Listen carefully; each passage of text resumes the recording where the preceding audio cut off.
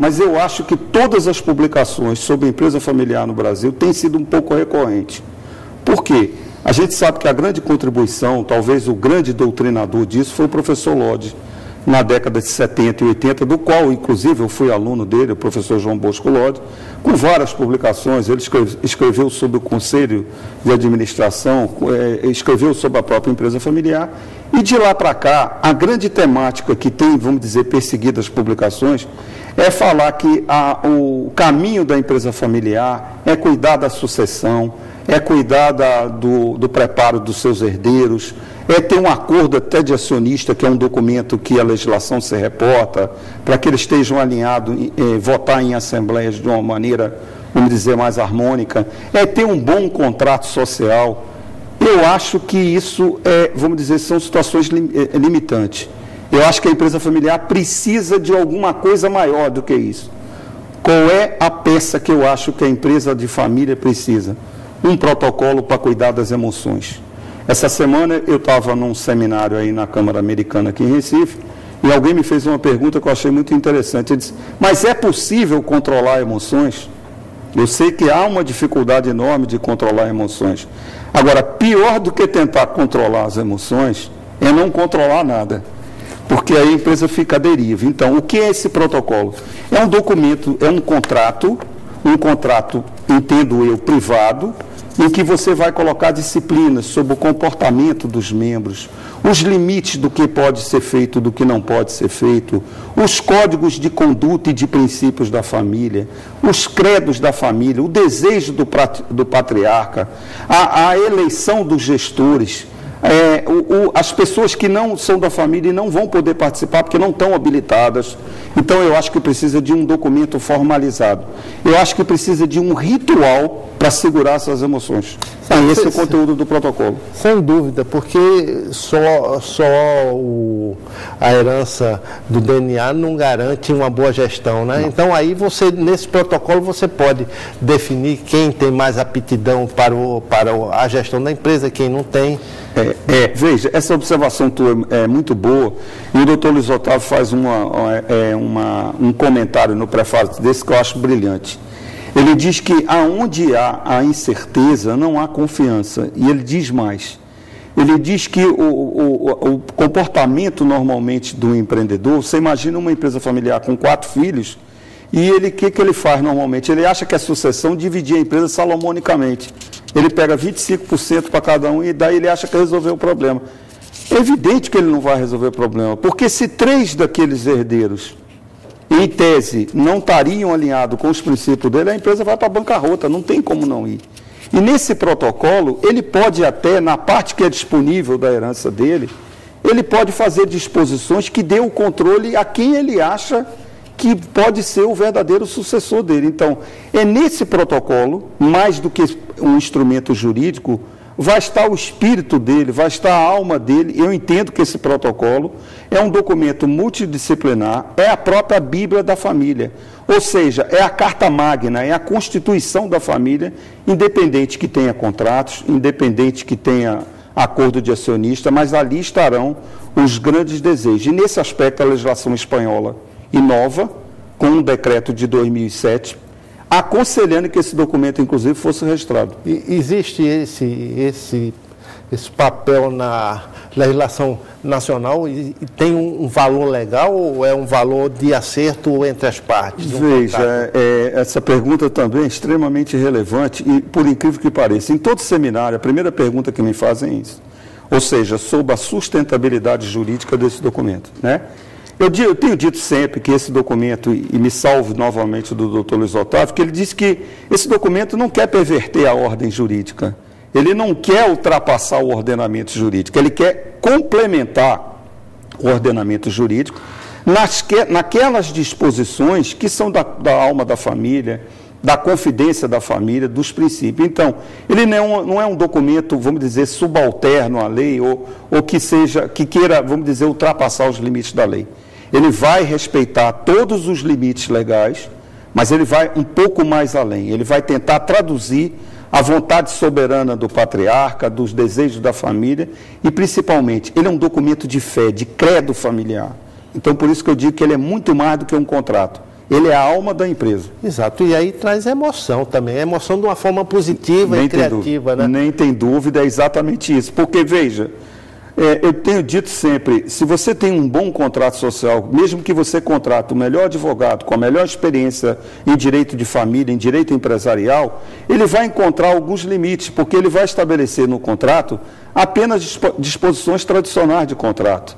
E esse documento não, é o que você está falando. Ele vai botar o desejo de transmissão da empresa, ele vai transmitir os valores que o fundador quer que essa empresa, como legado, o que ele quer deixar nessa empresa. Então, é nesse documento que tem, vamos dizer, o espírito da empresa, a alma da empresa, é nesse documento. E mais do que isso, não vai subverter a lei. Naquelas disposições que se referia ao contrato, ele vai respeitar e vai para o contrato. Naquelas disposições que representam testamento, vai para o testamento. Naquelas disposições que, vamos dizer, se reportar acordo de acionista, ele vai para o acordo de acionista.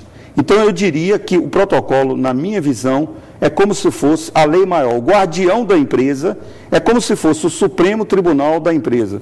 E lá vai determinar, principalmente, a competência de cada órgão. Isso é importante como definidor de um futuro para a empresa familiar.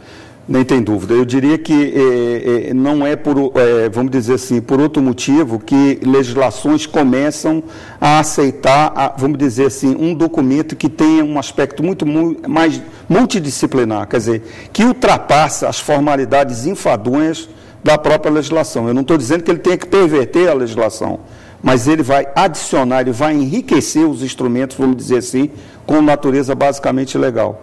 Um dado relevante: toda vez que você vê empresas que têm valores fortes, principalmente nessa doutrina que o mundo novo está escrevendo, porque o mundo está escrevendo a doutrina do conhecimento, é esse protocolo que pode potencializar esses valores que não estão escritos nos contratos sociais.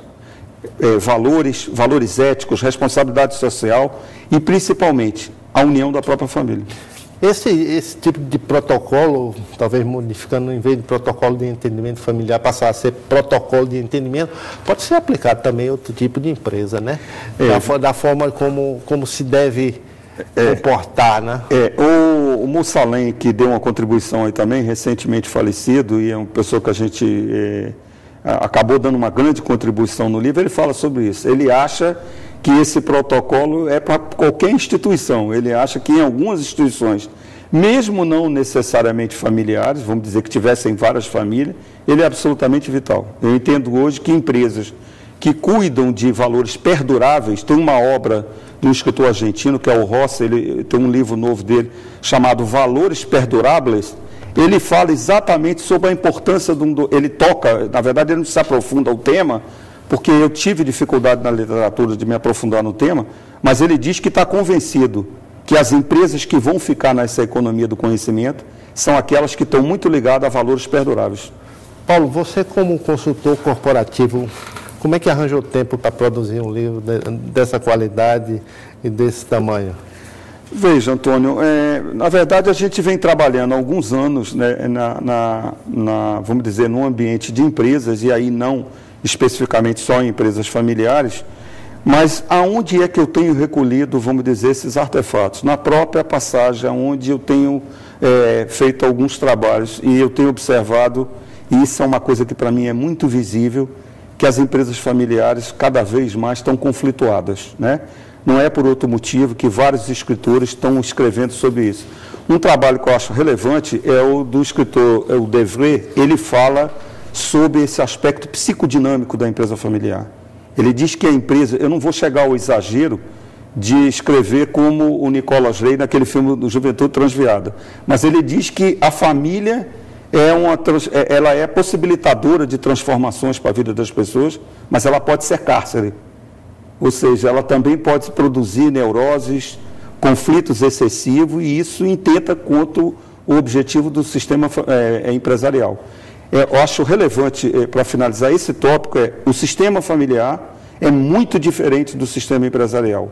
O sistema empresarial, normalmente, ele é lógico, racional, sempre voltado para resultados, para visibilidade, para viabilidade, para alta performance e expertise.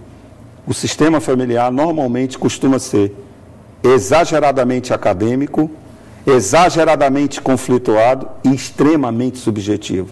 E eu entendo que esse mundo real, extremamente competitivo, não é um mundo acadêmico. É um mundo que, se você não regular as emoções, isso pode se tornar um passivo maior do que qualquer outro passivo numa empresa.